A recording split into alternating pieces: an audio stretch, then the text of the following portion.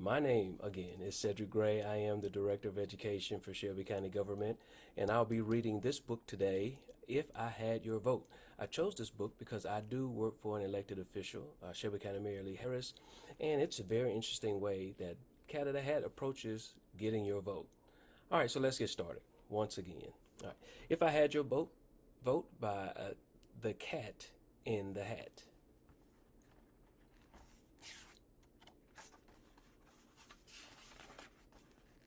If I had your vote, oh, the things I could do. Oh, the things I can do with a yes vote from you.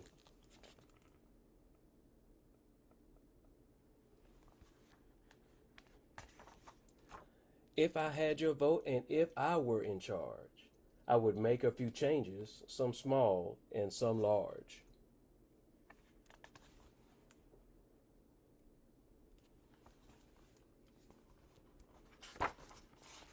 If I had your vote, a fun staff, and not just a staff, but a staff and a half, I would have my fun staff fill the fridge with fun foods like hot dogs and cakes that make fun feeling moods.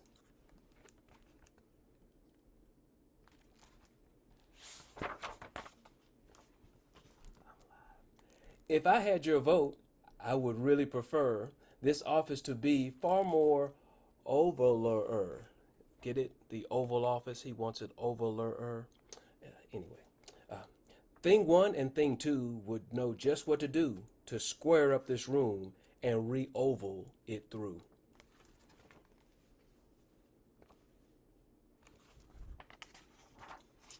If I had your vote, I would smile and sit very still for a very long while. The painters would paint me from morning till night to get every inch of my smiler just right.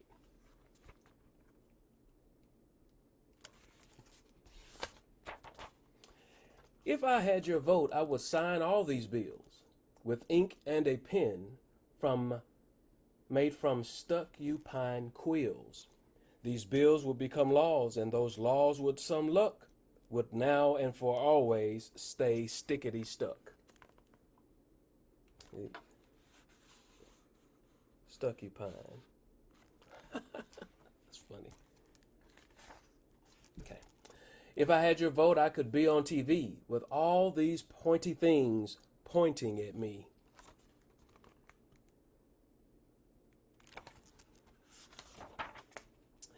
I would be in your house. You could all see my face. You could all see my face, even way out in space.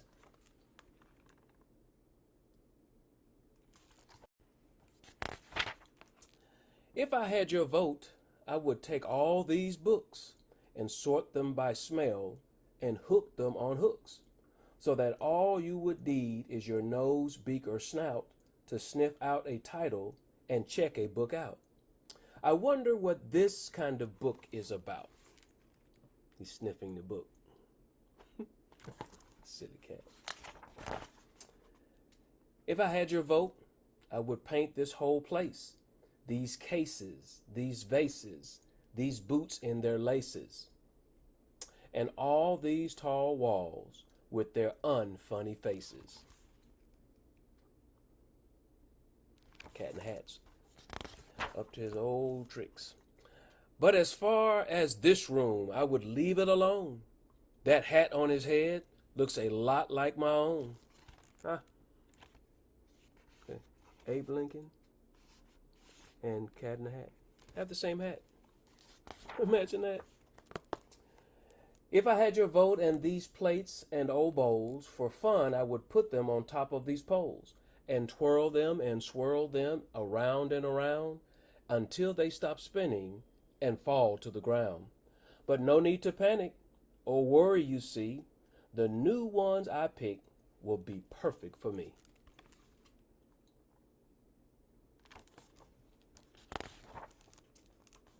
If I had your vote, I would meet other leaders who happen, like me, to be quite messy eaters. Me too. Oh, how we would eat. We would eat, with our skorks and our flumes and our hands and our feet.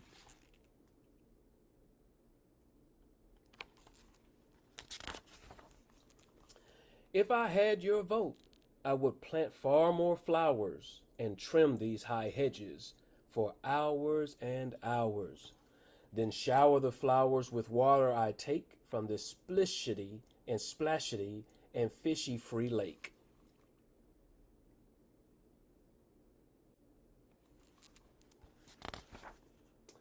If I had your vote and some almost hatched eggs with shells up on top and the bottom half legs, those long legged eggs would not be a batch of eggs you could catch before they all hatch. It's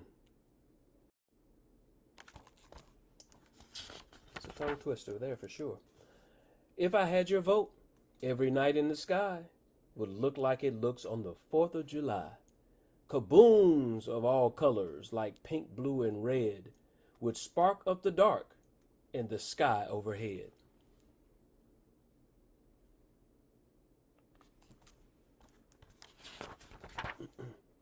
And right at the end, I would send up a socket the size of the space shuttle rocket. Kaboom! The socket would soar and kaboom in the sky. Then socks of all sizes would fall up high.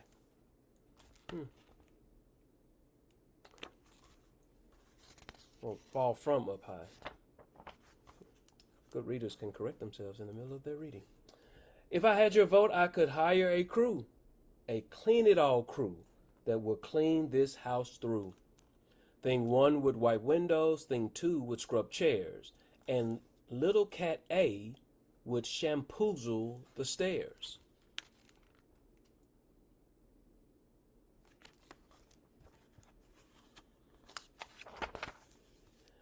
Then little cat B all the way to cat Z would sweep every speckle of dirt they could see. With one final touch up from little cat Q, this not so new house would look newer than new.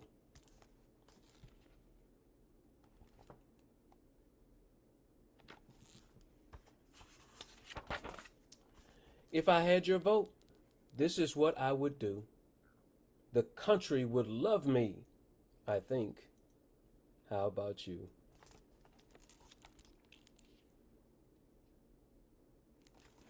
And that is the end of the book, If I Had Your Vote, by Cat in the Hat. Just a couple more things before we close. It's been so fun reading to you, even in the midst of some changes we had to endure. But we sure did endure them. I just wanted to encourage you all who are growing and learning readers to continue to read as much as you can. Whatever you want to be and whatever you want to do, you can get there by becoming a very good reader. I remember this short little story, and I'll let you go. When I discovered reading for the first time, I was in kindergarten. Miss Teamer was my kindergarten teacher, and I was reading relatively early. I was dabbling in reading as early as age 4. But she captured my attention with this really large book. Back when I was growing up, it was called Childcraft Encyclopedia, and it had really vivid pictures in it, and it sparked my attention. And lo and behold, after I started looking at the pictures and learning how to read the words, I was just captured by reading. My job requires a great deal of reading. As a teacher and educator, it does require that we do a lot of reading so that we can also teach others to read. Remember this above all things. Always do your very best in everything you do, and you will be a better person tomorrow than you were today. So stick to it. It's been fun, and I hope that you enjoyed If I Had Your Vote by Cat in the Hat. Thanks again, Karen. Thanks, Arise to Read. Y'all have an awesome evening.